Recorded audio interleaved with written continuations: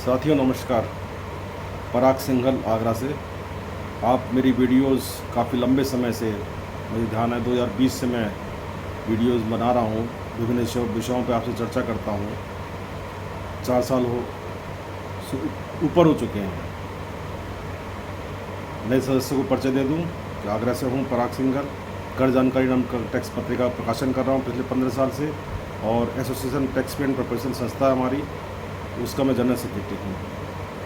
साथियों, 2017 में जब जीएसटी लागू और प्रभावी हुआ, तब से हमारे रजिस्टर्ड डीलर्स और साथ में tax professionals ease of doing business का जो एक लाभ पक्ष है उसका अनुभव नहीं कर पा रहे थे, और किन्हीं बिंदुओं पर तो परेशानियों की पराकाष्ठा पर पहुंच गए थे।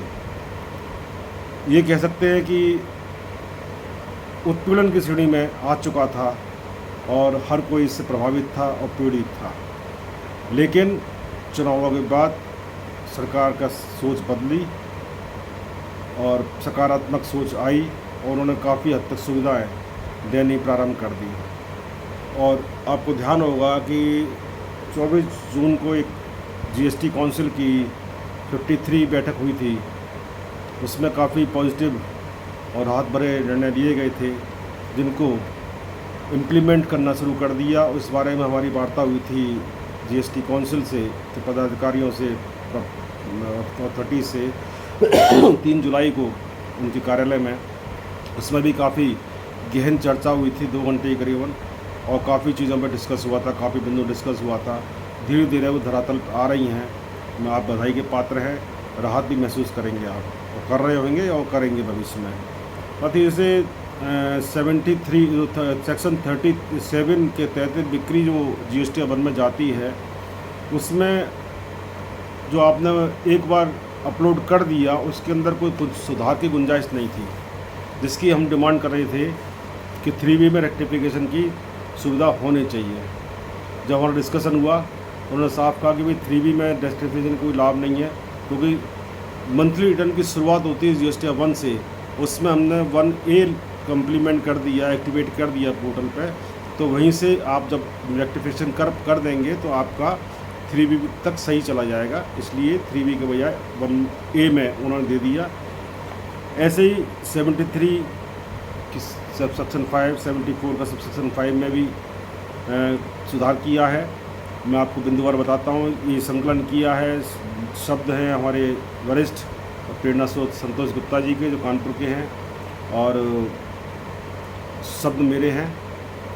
और इसके साथ ही मैं कहना चाहता हूँ कि बदलाव की दुनिया है। हर क्षण बदलाव होते हैं और बदलाव को स्वीकार करना चाहिए। सरकार ने स्वीकार किया और हम तो स्वीकार कर ही रहे हैं। जैसे जीएसटी के अंतर्गत बिक्री का विवरण जो है जीएसटी वन है, उसमें टैक्स अवधि समाप्त होने की जो, जैसे मतलब 30 तारीख 31 तारीख को टैक्स मंथ ख़त्म हो जाता है, तो हमें 11 तारीख तक अपलोड करना होता है।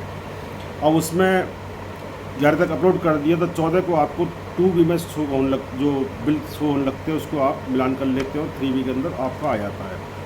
अब उसमें कई बार सेलर से गलती हो जाती है, अमाउंट में गलती हो जाए, जीएसटी नंबर में गलती हो जाए, तो जो भी गलती हो जाती है तो उसको सुधार का मौका जो है उन्होंने दे दिया है। उसके लिए जैसे बताया, जीएसटी 1A को उन्होंने एक्टिवेट कर दिया, पोर्टल पर दिखाई पड़ रहा है, और आपको 9 दिन मिल रहे हैं इसके लिए। यदि आपकी कोई ऐसी गलती नज़र आती है तो आपको 20 तारीख जो 3B की लास्ट डेट है, उससे पहले आप उसको करेक्शन करके आप सही कर सकते हैं। इसके लिए जो सर्कुलर नंबर है 12/2024 10 जुलाई को जारी हो चुका है। पोर्टल पे ये जीएसटी 1A उपलब्ध है। अब सर्विस प्रोवाइडर हैं और जो व्यापारी हैं, यदि जीएसटी का भुगतान अपने जीएसटी 3B के अलावा किया जाना है, तब कोई सुविधा जीएसटी पोर्टल पे जीएसटी स्तर पर उपलब्ध नहीं थी। तो टैक्स लायबिलिटी है, उसको तो आप 3B से कर दीजिए, लेकिन अन्य को पेमेंट करना तो उसके लिए सुविधा नहीं थी। तो मात्र उसके लिए DRC 03 था, जो भुगतान को स्वीकार कर रहा था। एनी टाइप ऑफ पेमेंट आप DRC 03 से कर दीजिए। भुगतान के समय भुगतान करने के उपरांत व्यापारी पोर्टल पर DRC 03 पूर्ण विवरण के साथ कर और जमा राशि का खुलासा करते अपलोड कर रहे हैं। वास्तव में जीएसटी भुगतान का ये स्वतः सुविधा सेक्शन 73 सेक्टर 74 की नोटिस और जारी होने के उपरांत व्यापारी द्वारा यदि कर जमा किया जाना है तब विधिक रूप से लागू प्रभावी है। व्यापारी के इलेक्ट्रॉनिक लायबिलिटी लेजर में डिमांड DRC 03 के भुगतान के बावजूद बनी रहती थी। जैसे आपने कर दिया, लेकिन इलेक्ट्रॉनिक लायबिलिटी रजिस्टर के अंदर डिमांड वो खड़ी रहती थी। व्यापारियों को पुनः डिमांड का सामना करने की परेशानी उठानी पड़ रही थी। जमा कर दिया, लेकिन सब DRC जो लायबिलिटी रजिस्टर है उसमें शो हो रहा है और आपको फिर पेमेंट जमा करने के लिए डिपार्टमेंट बाध्य करता था। तो लायबिलिटी रजिस्टर में भुगतान समेत हो जाए, इसकी व्यवस्था अब GST पोर्टल पे स्पष्ट कर दी गई है।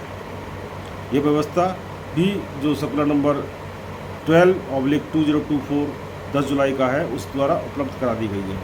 इस फॉर्म पर पूर्ण विवरण के साथ निर्धारित प्रक्रिया के तहत जमा का पूर्ण विवरण अपलोड कर देने पर यह व्यापारी द्वारा जो भुगतान DRC 03 से किया गया है उस भुगतान को पोर्टल पर प्रदर्शित हो रहे इलेक्ट्रॉनिक लायबिलिटी रजिस्टर में समाहित कर देगा, एडजस्ट कर देगा। व्यापारी की डिमांड पोर्टल से समाप्त हो जाएगी। ये बहुत बड़ी टेंशन थी समय सामने, जो बड़े बड़े व्यापारियों को बहुत बड़ी टेंशन रहती थी, अब वो सुविधा आपको मिल गई है। इसके अलावा जो है GST विभाग के अधिकारी द्वारा व्यापारियों को section 73 sub section 5, section 74 sub section 5 के तहत टैक्स, इंटरेस्ट और पेनल्टी का आरोपण करते हुए कारणता नोटिस DRC 01 में जारी करने से पूर्व उस सूचना टैक्स निर्धारण डिमांड जमा करने के दायित्व की सूचना DRC 01A के पार्ट ए के माध्यम से सूचित की जा रही है।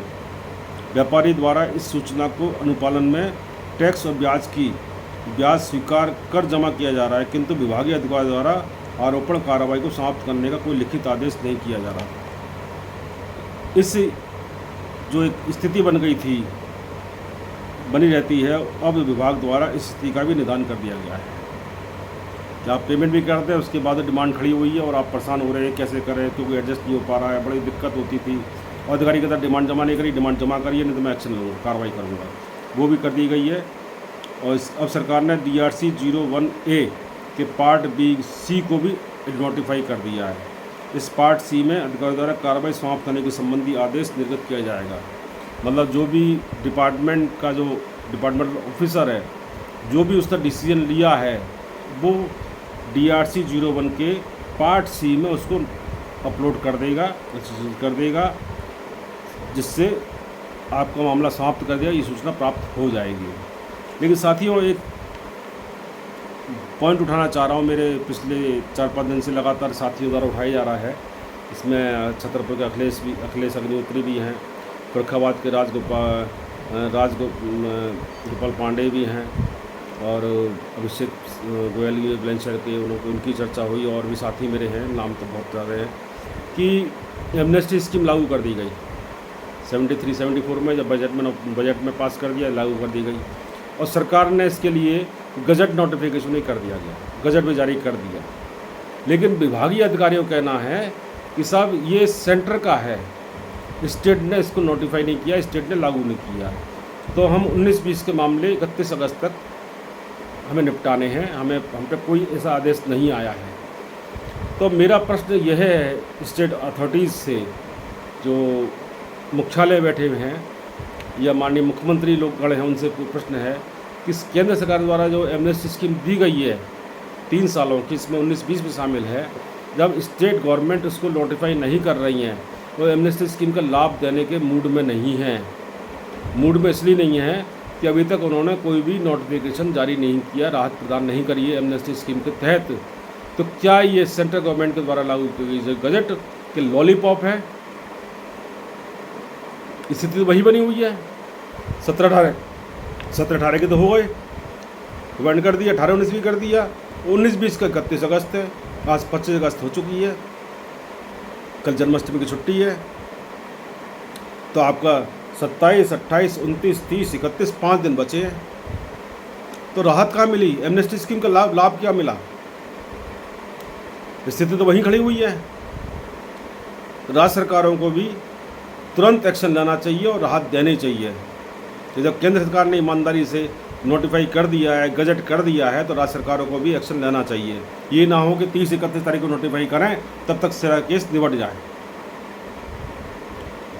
वैसे मैं कल इसके लिए पत्र लिख रहा हूँ। मेरे चेयरमैन साहब हैं अंजनी कुमार श्रीवास्तव जी, एडवोकेट हैं लखनऊ के, उन्होंने मुझे कल निर्देश दिया है कि इस तुरंत इसमें पत्र लिखो और डिमांड करो। साथियों, अंत में आपको जन्माष्टमी की बधाई दे रहा हूँ कि योगी राज कृष्ण का जन्म कल होगा, और योगी राज कृष्ण आपके और आपके परिवार के ऊपर पूरी कृपा बना रखें। और ये बात मुझे शुरू में कहनी चाहिए, क्षमा चाहता हूँ, अंत में कह रहा हूँ।